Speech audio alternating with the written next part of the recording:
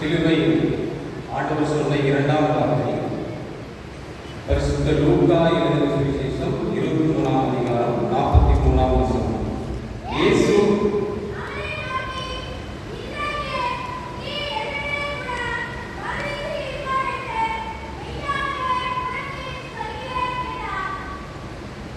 நீ என்னுடனே கூட பரதேசியில் இருப்பாய் என்று மெய்யாகவே சொல்லுகிறேன் என்று இயேசு திருடனை பார்த்து சொன்னார்.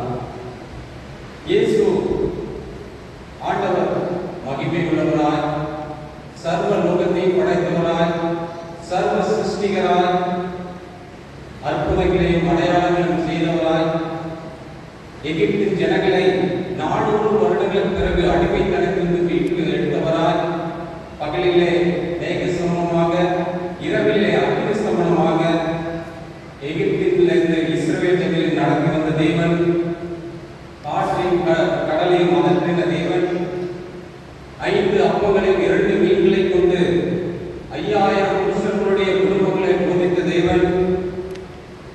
ஆனால் சிலுவையிலே அபூர்வ காட்சியாய் இங்கு தொங்கிக் கொண்டிருக்கிறார். இதைத்தான் நாம் ஏசாயா 53ஆம் அதிகாரம் 3ஆம் வசனத்தில் பார்த்தோம்.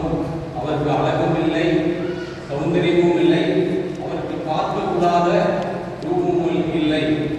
அவர் பாடுபடுத்தப்பட்டார், சித்திரவதைப்படுத்தப்பட்டார் என்று நாம் ஏசாயா 53ஆம் அதிகாரத்தில் பார்க்கிறோம்.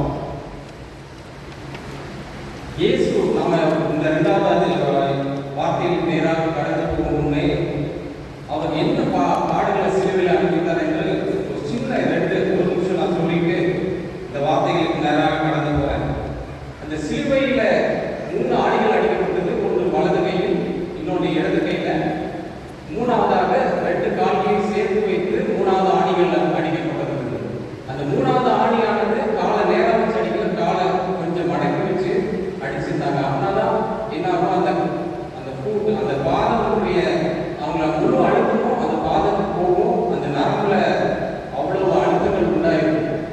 அப்போ அவங்க வலி இல்லாம இருக்கணும் அப்படின்னா என்ன பண்ணா கொஞ்சம் ரிலாக்ஸ் பண்ணணும். அப்போ ரிலாக்ஸ் பண்ணும்போது என்ன, கொஞ்சம் முன்னாடி வரும்போது என்ன ஆகும், அவங்களுக்கு மூச்சு விட முடியும். அதாவது நரம்புல இழுத்து பிடிக்கும், மூச்சு விட முடியாது. அப்போ நீ மறுபடியும் நல்லா மூச்சு விடணும்னா உந்தணும், கையை காலையை வச்சு உந்தணும். உந்துனா நரம்புலாம் வலிக்கும். அவ்வளவு பாடுகள் பற்றினா ஆண்டவர் அந்த 2 திருடர்களோட பேசினார். அந்த பேசின வார்த்தை, இயேசு அவனை நோக்கி, இன்றைக்கு நீ என்னுடனே கூட பரதேசியில் இருப்பாய் என்று மெய்யாகவே உனக்கு சொல்லுவேன் என்றார். இந்த வசனத்தில் ஆண்டவர் 2 காரியங்களை சொல்லியிருக்காங்க. ஒன்று ரட்சிப்பு, இன்னொரு பரதேசியில் இருப்பாய் என்கிற நிச்சயத்தை ஆண்டவர் சொல்லியிருக்கார். பரதேசியில் இருப்பாங்கிற நிச்சயம்தான் நம்ம இப்போ வாழ்ந்து கொண்டிருப்பது. நம்ம எதுக்காக வாழ்ந்து கொண்டிருக்கிறோம், நம்ம எல்லாரும் ஒன்றா பரலோகத்தை அடைய வேண்டும் என்றால் அந்த நிச்சயத்தை ஒரு திருடன் பெற்றுக்கொண்டால் இன்னொரு திருடன் பெறவில்லை. நாம் எந்த சூழ்நிலையில் இருப்போம் என்று நாம் சற்று இந்த வார்த்தைகளை எல்லாம் கேட்டு சிந்தித்து பார்ப்போம். இப்போ 2 திருடங்கள் இருக்காங்க. இந்த 2 திருடங்கள் நடுவே நீதிமானாய் இருக்கிறார், நமக்காக துன்மார்க்கனாய் சிலுவையிலே தொங்கிக் கொண்டிருக்கிறார். அதைத்தான் எடுத்துக்கொள்ளுங்கள். எசேக்கியேல் நானே படிச்சிருக்கேன். எசேக்கியேல் 33ஆம் அதிகாரத்தில் துன்மார்க்கனுடைய வழி என்னவாய் இருக்கும், நீதிமானுடைய வழி என்னவாய் இருக்கும் என்று 18-19 பார்ப்போம். எசேக்கியேல் 18-19, 33ஆம் அதிகாரம் 18-19. நீதிமான் தன் நீதியை விட்டு திரும்பி அநியாயம் செய்தால் அவன் அதனால் சாவான். துன்மார்க்கன் தன் அக்கிரமத்தை விட்டு திரும்பி நியாயமும் நீதியும் செய்தால் அவன் அவைகளினால் பிழைப்பான். நீதிமான், ஒருவேளை நம்ம இன்னைக்கு நீதிமானா வாழ்ந்து கொண்டு இருக்கலாம். ரொம்ப நாள்ல நீதிமானா வாழ்ந்து கொண்டு கடைசி வரைக்கும் ஆண்டவருடைய கட்டளைகளையும் கற்பனைகளையும் கை கொண்டு வாழ்ந்து கொண்டிருக்கலாம். ஏசாயா இந்த வசனத்தில் சொல்லப்பட்டிருக்கிறது 12 முதல் 14 வரை உள்ள வசனங்களை நாங்கள் நீதிமான் எவ்வளவு நல்ல வாழ்க்கையை வாழ்ந்தாலும் அவன் சாகும்போது துன்மார்க்கமாய் அக்கிரமம் செய்து சாவானால் ஆகில் அவனுக்கு நரகம் நிச்சயம் என்று சொல்லப்பட்டது. அதே போலதான் துன்மார்க்கன் கடைசியில் சாகும்போது துன்மார்க்கத்தில் மறிக்காமல் மனம் திரும்பி அக்கிரமத்தை விட்டு நீங்கி நீதிமானாய் மாறினால் அவன் பிழைப்பான் என்று வேதம் சொல்லுகிறது. மறுபடியும் நம்ம லூக்கா 23ஆம் அதிகாரத்துக்கு வந்து விடுவோம். லூக்கா 23:39 சொல்லப்பட்டிருக்கிறது.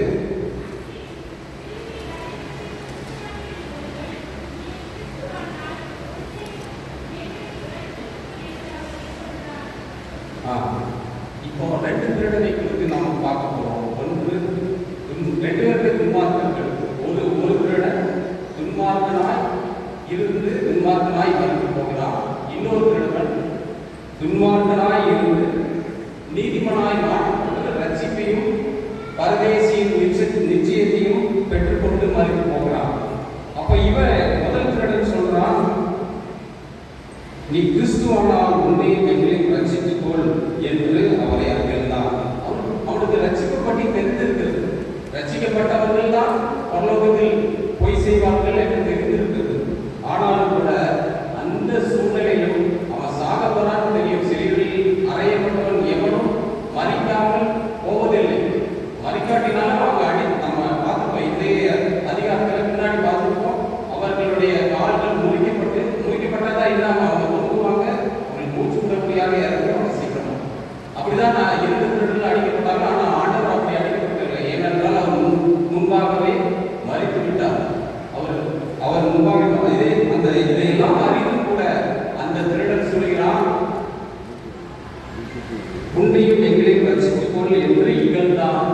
அப்போ அவ்வளவு நக்கலா அவர் திருடன் சொல்றான்.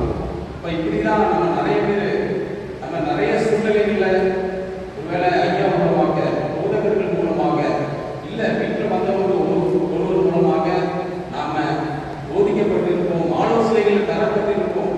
அதை நிராகரிச்சிருப்போம்.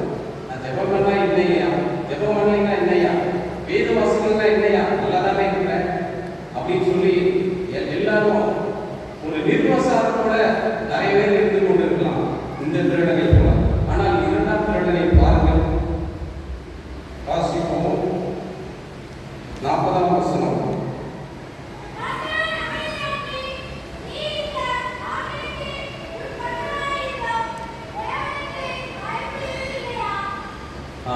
மற்ற திருடன் அந்த கஷ்டத்திலையும் ஆண்டவரை நோக்கி என்ன சொல்றாங்க, நீ இந்த ஆக்கினைக்கு உட்பட்டவனாய் தேவனுக்கு பயப்படுகிறது இல்லையா, இந்த பனிஷ்மெண்ட் தண்டனைக்கு நீ உட்பட்டவனாய் இருந்தோம், நீ தேவனுக்கு பயப்படுகிறது இல்லையா. அப்போ அவன் என்ன பண்றான், முதல்ல தேவனுக்கு பயப்படுகிறான். நீதிமொழிகள் 1ஆம் அதிகாரம் 6ஆம் வசனம் சொல்லுகிறது, கர்த்தருக்கு பயப்படுதலே ஞானத்தின் ஆர்வம், மூடன் ஞானத்தையும் போதத்தையும் அசட்டை பண்ணுகிறான். இந்த மூடன் யாரு? முதலாம் திருடன்.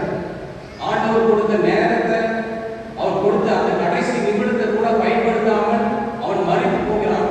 ஆனா 2ஆம் திருடன் என்ன பண்றான், கர்த்தருக்கு பயந்து இருக்கிறான். அவன் திருடனாய் இருந்தாலும், திருடன் எப்படிப்பட்டவனா இருப்பாங்க, ஒரு வீட்டு பூந்தா அவங்க ஏழைன்னு பார்ப்பாங்களா பணக்காரன்னு பார்ப்பாங்களா, அவங்களுக்கு மனசாட்சி இருக்காது.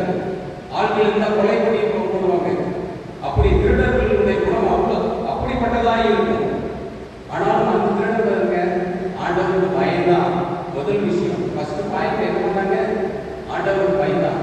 நம்மளும் அப்படிதாங்க, ஆண்டவருக்கு பயந்து நடக்கணும். தேவாலயத்துக்கு வரும்போது பயந்து நடக்கணும். தினமும் வேதம் வாசிக்கணும். ஆண்டவரோடு உறவு இருந்துட்டே இருக்கணும். உலகத்தினுடைய நினைவுகள் வேற, ஆண்டவருடைய நினைவுகள் வேற. நீங்க அவரோடு பழகதான் அவர் நீங்க எப்படி நடக்கணும்னு சொல்லி கற்றுத்தருவாங்க. அது கர்த்தருக்கு பயப்படுதல் மூலமாக தான் வரும்.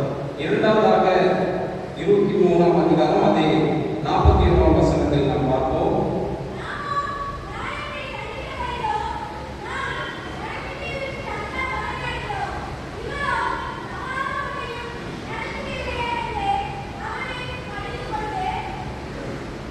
இந்த வசனம் வசனத்தில் 41ஆம் வசனத்தில் 2 காரியங்களை குறித்து பார்ப்போம். அவன் உணர்ந்து கொள்கிறான், நம்ம நியாயப்படி தண்டிக்கப்படுறோம் அப்படிங்கிற ஒரு உணர்வு, நம்ம பாவம் செஞ்சிருக்கிற ஒரு உணர்வு அவங்களுக்குள்ளாக இருக்கிறது. நம்ம எத்தனை பேர் இங்கே உணர்வுள்ள இருதயமுள்ளவர்களாக இருக்கணும்? சற்று சிந்தித்து பார்க்க வேண்டும். பாவத்தை நிறைய பேர் பாவத்தை அநியாயமாய் செய்து கொண்டு நெஞ்ச நிமித்தி நடந்து கொண்டு இருப்பாங்க. ஆனா பாவம் குற்றமுள்ளவர்களாகவே இருப்பாங்க. ஆனா இந்த திருடனை பாருங்க, நாமோ நியாயப்படி தண்டிக்கப்படுகிறோம், நாம் நடக்கத்தக்கவர்களுக்கு பலனை அடைகிறோம், இவரோ தகாதொன்றை நடக்கவில்லை என்று அவனை கடிந்து கொண்டான். இரண்டாவது காரியம் என்ன பண்ணுறான்? அவன் பாவத்திலிருந்து அவன் உணர்ந்து கொள்கிறான். மூணாவது காரியம் என்ன பண்ணுகிறான்? அவனை கடிந்து கொள்கிறான். நீ என்ன இவ்வளவு துன்மார்க்கமாய் வாழும், உனக்கு கடைசியாக ஆண்டவர் கேட்கிறாரு, அதை நீ உணர்ந்தவில்லையா அப்படின்னு சொல்லி கடந்து கொள்றாரு. இதேதான் எசேக்கியேல் அதே 33ஆம் அதிகாரம் 8ஆம் வசனத்தில் சொல்லப்பட்டிருக்கிறது. நான் துன்மார்க்கனை நோக்கி, துன்மார்க்கனே நீ சாகவே சாவாய் என்று சொல்லுகிறேன். நீ துன்மார்க்கனை தன் துன்மார்க்கத்தில் இராதபடிக்கு எச்சரிக்கத்தக்கதாக அதை அவனுக்கு சொல்லாமல் போனால் அந்த துன்மார்க்கன் தன் துன்மார்க்கத்தினால் தானே சாவான், ஆனாலும் அவன் இரத்தப்படியை உன் கையிலே கேட்பேன் என்றான். அப்போ நம்ம நீதிமானா வாழ்ந்து கொண்டிருக்கிறோம். நம்ம கூட இருக்கிறவங்க ஒருவேளை துன்மார்க்கத்தில் வாழ்ந்து கொண்டிருக்கலாம்.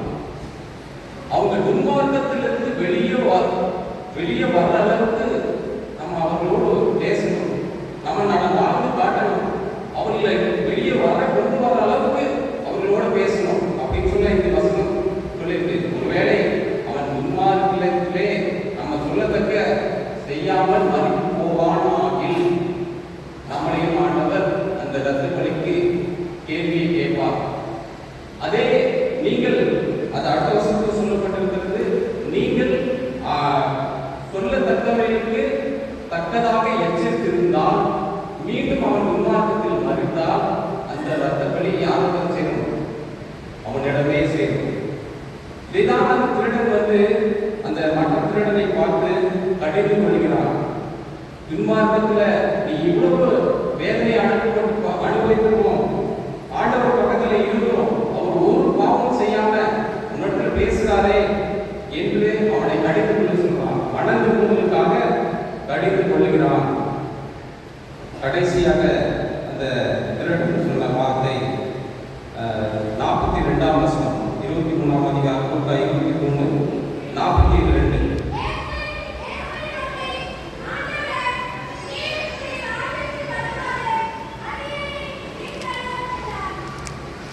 என்ன ஆச்சரியம் பாருங்க, இந்த திருடனுக்கு ஆண்டவருடைய ராஜ்யத்தை பற்றி தெரிந்திருக்கிறது.